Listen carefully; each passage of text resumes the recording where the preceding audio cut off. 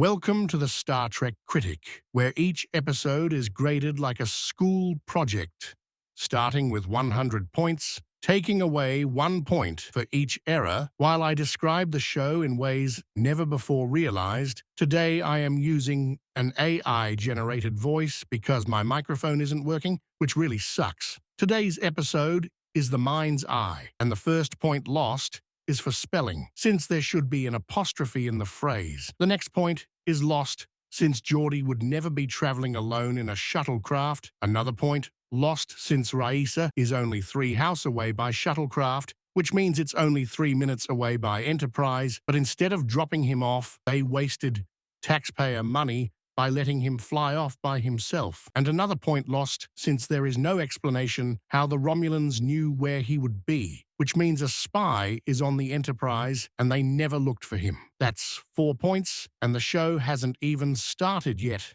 I would like to take a point for this really boring quiz game, but maybe Geordi is just a boring game player, and that explains why he never gets laid. The late Lawrence Dobkin was the director of the episode Charlie X, so Charlie turned him into a Klingon. Kel wears the same outfit as Kamarag in Star Treks 4 and 6. Either Klingon styles don't change very quickly, or they simply wear hand-me-downs for centuries like the cheap bastards that they are. Kel says he doesn't like Worf since he doesn't play well with others. Picard says, "My ship, my rules." Kel says, "Wow, you really are a pompous ass, aren't you?" Picard says, "Yes, and my British accent is real, not like this AI-generated nonsense." According to the star dates, these scenes are 2 days apart. How did the Romulan ship make it this far into Federation space? 300 years in the future, torture rooms will still look like going to the dentist. This will leave children watching the show traumatized for life. Yes! Another point lost, since someone on Raisa will recognize Geordi's stand-in as being an imposter. Did you notice Star Trek copied the Muppet movie? Say goodbye to the frog, pig. He won't know you from kosher bacon. In case you were wondering, this is not Denise Crosby, but it is her voice. And now they're going to brainwash Geordi by letting him finally experience what sex is like. And that's how they won him over. Kel says, "Worf, you use this graph in every episode. This doesn't help at all." Kel lets Worf know the first baseman thanks him for killing Duras. Ironically, Worf may be an outcast in the Klingon Empire, but he has a lot of influence, and he is much more honorable than all those little rat bastards. Even on a simulated 10 forward, the camera follows an extra until it gets to the main character. I got the impression they had Geordi shoot O'Brien several times during his brainwashing. According to the stardate, Geordi has only been gone 3 days, so -1 point. Is this the same Krios as in The Perfect Mate? Look close, that is a 12 on the ground behind the Onizuka, and 1 point lost for the shuttlecraft hitching a ride on a Telderan cruiser. That's just weird. As usual, an extra crosses as the doors open. He must be the Romulan spy. Geordi did not drop his bag off at his quarters first, so -1 point. Riker does the Picard maneuver, then the Riker maneuver. Data makes a discovery. Deanna says, "You held onto your bag just so I would walk back with you to your quarters, didn't you?" Geordi says, "Yes, that's called an obvious plot device, so -1 point." Geordi learned a lot at the science fair, but Deanna only wants to know, did you get laid? I love being an empath when everyone around me is getting lucky. Geordi says, "Yes, I got lucky, and I didn't have to pay for it this time." Deanna is thinking right now, that's odd. I usually get invited in. That girl must have been really good. This matte painting is a redress of Angel 1, so -1 point. 1 point lost for the commander and first officer beaming down together. Picard says, "The Federation does not provide weapons to rebels. He is so full of shit. That's all they ever do, and the governor knows this." Then they get into a Klingon cussing match. How was this allowed on 90s TV during 7 p.m. family time? And why are they beaming out so close together? They will rematerialize as one big blob.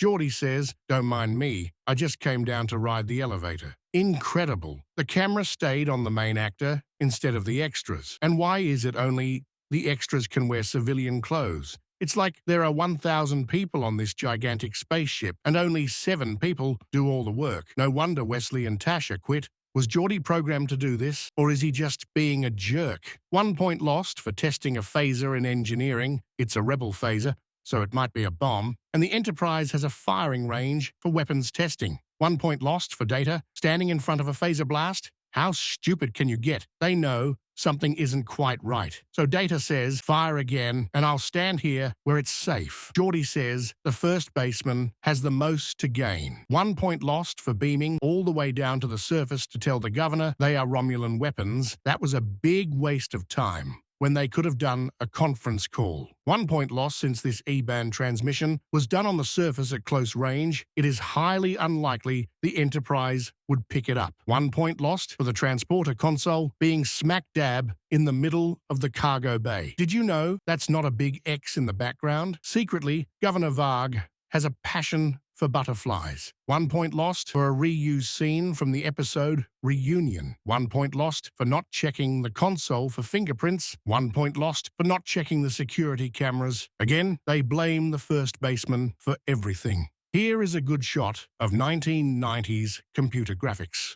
Why are they standing on such a narrow ledge? The designers must have been drunk when they decided to put that panel way up there. Geordi and Data wonder how to play this game of cribbage. Worf asks for alibis. Of course, Geordi doesn't have one, and no one is surprised. He is alone in his room at night. 1 point lost for reporting sensitive information in front of Kel. He is not part of the crew. The way Geordi talks about how good his visor is, you'd think it would be more detailed. Data probably shouldn't mention the E-band either, but they suspect Romulans to be in the area. Of course, bringing it up in front of Kel sped up the process of his plan, which is good, or else this show would be much longer. It's amazing how many types of octopus the replicator can create. Geordi gets his final instructions, and you thought Klingons didn't use napkins. Is Geordi having a nightmare, or did he actually try the octopus and has serious indigestion? Geordi was dreaming about Chief O'Brien. Oh my, this episode just took a strange turn, didn't it?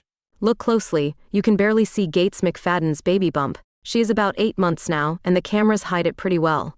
As you can hear, I am now using a female AI voice, because if I didn't, she would say I am sexist. Beverly gives him a somnatic inducer, which is technobabble for NyQuil. 1 point lost for Picard, meeting the diplomatic team alone. Riker says, we are running out of time. The show is almost over. Then he practices his double use. Maybe if they got the rest of the crew of 1,000 to help them once in a while, they could figure these things out much sooner. Here you see Jorda's reflection, and you all thought the rumors of him being a vampire were true. This is the Onizuka, facing towards the shuttle bay doors. Data discovers there's a fancy cribbage game in here too. The red shirt is wondering why Geordi is standing behind him. That's creepy. The Klingons are thinking these humans are stupid.